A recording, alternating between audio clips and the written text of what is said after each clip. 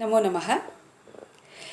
यथा हि एकेन चक्रेण न रथस्य गतिर्भवेत् एवं पुरुषकारेण विना दैवं न सिद्ध्यति. Just like a chariot that cannot run on a single wheel, so also without efforts a task cannot be accomplished. Simply depending on luck and not putting in the requisite efforts will not help in the accomplishment of any task. यथा हि एकेन चक्रेण न रथस्य गतिर्भवेत् एवं पुरुषकारेण विना दैवं न सिद्ध्यति. Once there was a king, his name was Sagara. He had two wives, so the three of them, the king and his two wives, prayed to Lord Shiva for illustrious sons. So Lord Shiva blessed them and said that one of the wives will give birth to 60,000 valiant sons, heroic sons, and the other wife would give birth to one son. But the 60,000 sons will die without heirs. So the king and the queens went back, and in due course the prophecy came true. 60,000 sons were born, and yes, they were very stately and very heroic, and they grew up well. But this one son that the other wife, one of the wives, gave birth to, his name was Asamanja. He turned out to be a tyrant, and soon the king Sagara banished him from the kingdom. But his son Amsuman was illustrious, valiant, and wise. So he stayed along with the family. So one day, the king Sagara decided to perform a Ashwamedha Yajna, an Ashwamedha sacrifice, and but Indra stole away the sacrificial horse and took it away. So now Sagara was very agitated. Without the Ashwa, how will the sacrifice be completed? So he sent his 60,000 sons looking for the horse. So the 60,000 sons of Sagara looked all over the place. Throughout the earth they searched for the horse, but they couldn't find. Then they said, okay, now the only place left is to go to the nether world, the subterranean world. So they started digging below to reach the subterranean world, and eventually they came down into the lower worlds, into the nether world. So there they found Maharishi Kapila was doing his penance in front of his hermitage, and they found the sacrificial horse over there.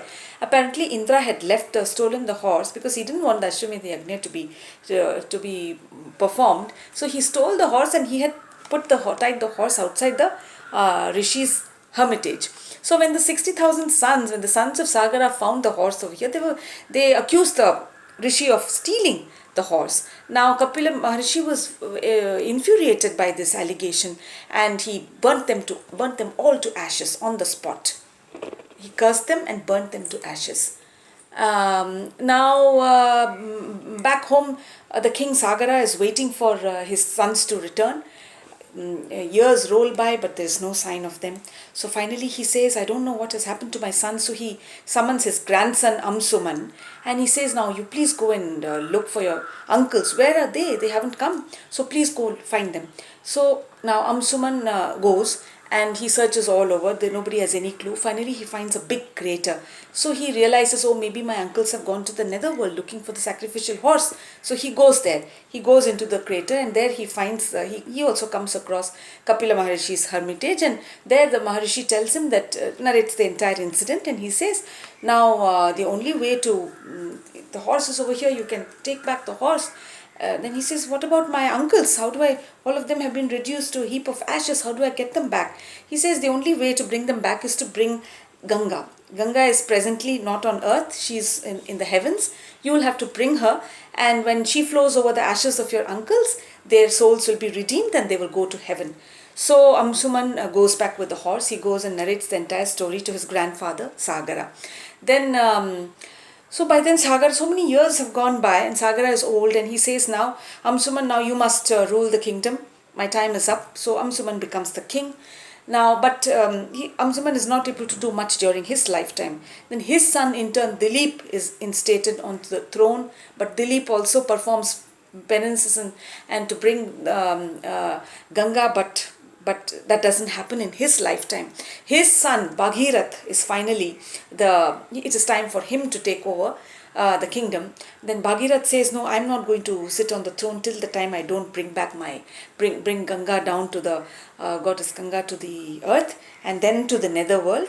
Till the time my uncles, my forefathers, now they are the ancestors, till the time I don't redeem the souls of my ancestors, I'm not going to ascend the throne, he says, Bhagirath.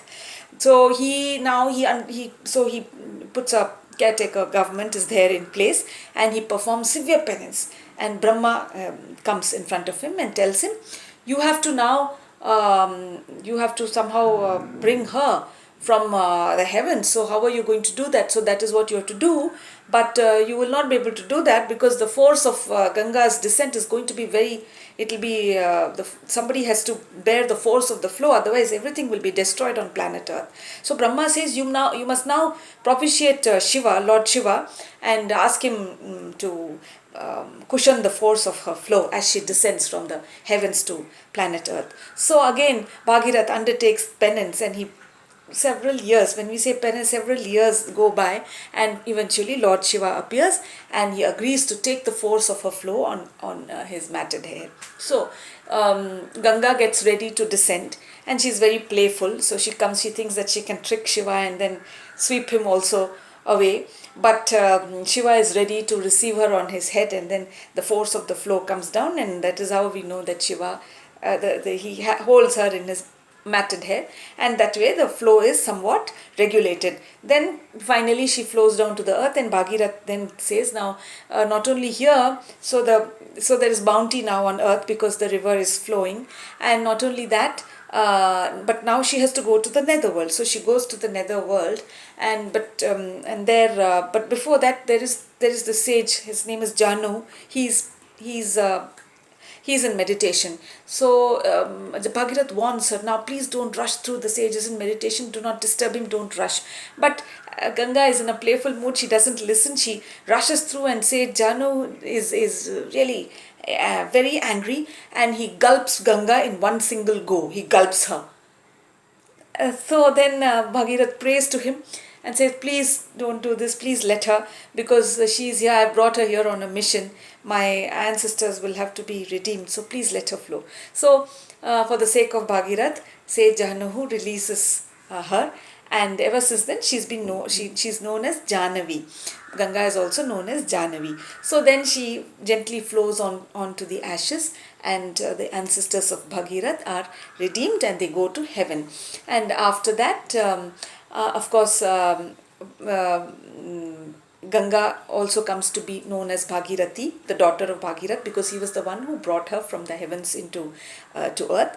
And then, of course, Bhagirath goes back to his kingdom, and he rules his kingdom wisely. So this entire task of getting Ganga from the heavens to the earth, it has taken them generations after generations, and that too not in this epoch. We are talking about the different epoch altogether, not the Kali Yuga, where time spans are different compared to the Krita Yuga or Dwapara Yuga or Treta Yuga.